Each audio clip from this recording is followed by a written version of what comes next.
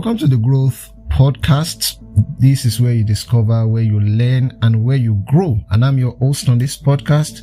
My name is John Ige. I hope you've been learning one or two things from this series of 15 real ways to invest in yourself. And I hope you are trying as much as possible to imbibe these things into your personal development. All right, let's go to the 10th way of investing in yourself. 10th way of investing in yourself, and that is build a separate income stream that is not dependent on you.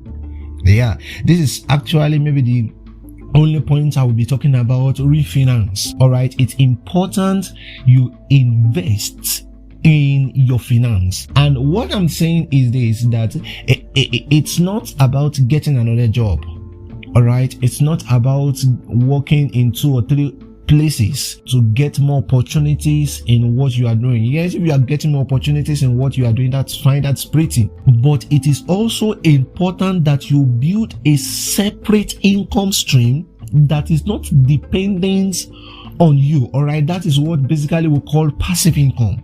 All right, that you don't have to wake up 8 a.m. 9 to 6 p.m. Of course, you can have such work that you are doing every day, but it is also important you have another separate income stream that is not dependent on your time. All right, because the sincere truth is that you will never be wealthy unless you have multiple income streams. The wealthiest people in the world today, the well-to-do people in the world today, do not have just one source of income. They are not just salary earners alone. No. They ensure they have multiple sources of income. All right. It is important you let money work for you. Now, let me say that again. It's important you let your money work for you. For over a long time, people have constantly been working for money. All right, you wake up 8 a.m., you come back from work 4 p.m. just from paycheck to paycheck. All right, but it's important you learn, you invest this in yourself, that come on now, I need to separate from the finance, from the money I have, and let this money start working for you. Now, and for you to really understand what I am saying perfectly, I will recommend 3 to 4 books for you. And the first book is the $100 Startup. The second one I'll be recommending, I love this book so much. I read it this year. All right, this book is The Parable of the Pipeline. And the third book I'll be recommending is The Millionaire Next Door. These books are profound. They will help you in building a strong and stabilized finance. But one of the things you need to understand is that you need to build a separate income stream that is not dependent on you. I hope you understand that. All right. Now, the 11th way of investing in yourself is to clean up your image. Yes. If you are listening to my podcast, if you are listening to this podcast, you should have a nice, clean image. I don't want you to be among those people that says it doesn't matter what I do online, nothing will happen. No. If you've posted some irrelevant things online on your Facebook page, on your Instagram page, on your Twitter handles, all right, it is high time for you to go and clean it up. I hope you've heard about this mantra that the internet does not forget. All right. Because people will definitely go back to your history to fish out certain things. But it's important right now that you are hearing this, that you go back and clean up your image on the internet. Because now, it's, the Bible said, God sees the heart, man sees the physical appearance. There is nothing we can do about that. Man will always and forever judged by the physical appearance. All right. You might say, we shouldn't judge by physical appearance, but you will always be addressed by the way you are dressed. You will always be addressed by the way you appear. All right. So we judge people by their appearance. All right. God judge people by their heart, but humans judge people by what they see. So by what they see, people will have a normal disposition about you that, okay, with the content you release, with what you support. People will know that, okay, you have flair for politics because you supported, the comment you gave, you posted something on your handle. People will have that perception about you. That will be the viewpoint of people about you. So if there is a change of belief, if there is a change of orientation, then it's high time for you to clean up your image. Your social media are your appearances. Please listen to this very well. This is very, very important. Your social media, your Facebook page. Sometimes when you go for an interview, the interviewer will ask you, what's your Facebook handle?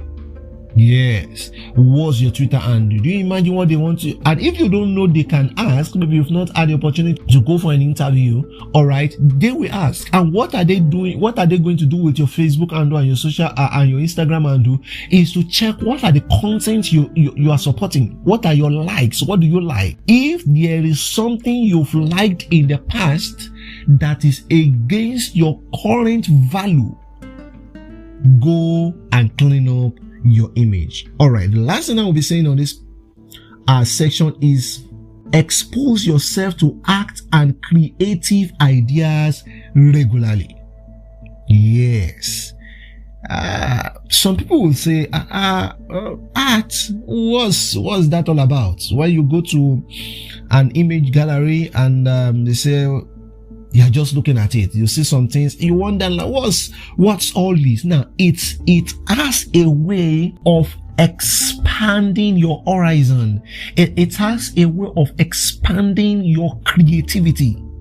When you expose your mind to art, when you expose your mind to creativity, when you see somebody, for example, when I have a friend whose brand name is El Zenito, I always wonder what it does with pictures, all right, manipulations and the likes.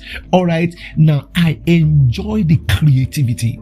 Expose yourself to those things. Visit image galleries and see a lot of things. See what people use nail to do. See what people use paintings to do. And just because it has a way of expounding your mind. Art makes you to think, make you to question things. It makes you curious. All right. It makes you curious. It makes you think about your value system again. In fact, art speaks louder. All right. I don't know, maybe you've heard about this word that a picture speaks 1,000 words. So that is art for you. You see, one way to be creative is to build your creative muscle. Let me say that again. That one big way to be creative is to build your creative muscle. And how do you build your creative muscle? Is by you feasting on creative ideas. Is by you feasting on art, viewing them, analyzing art, appreciating creative art, appreciating creativity. See, and the more you expose yourself to creativity, the more exposed you are. That the more you expose yourself to creativity, the more you expose yourself to art and creative ideas regularly, the more you yourself you're exposed. And that's one of the things I spoke about in part 2 about you traveling far. The more you go out of your region, exposing yourself to cultures, exposing yourself to different pattern of thinking, exposing yourself to seeing how other people in other sects think about what you've heard so strongly, you just discover that you are more exposed. Expose yourself to art and creative ideas. All right. Thank you for joining me on this section. See you in the last episode. God bless you.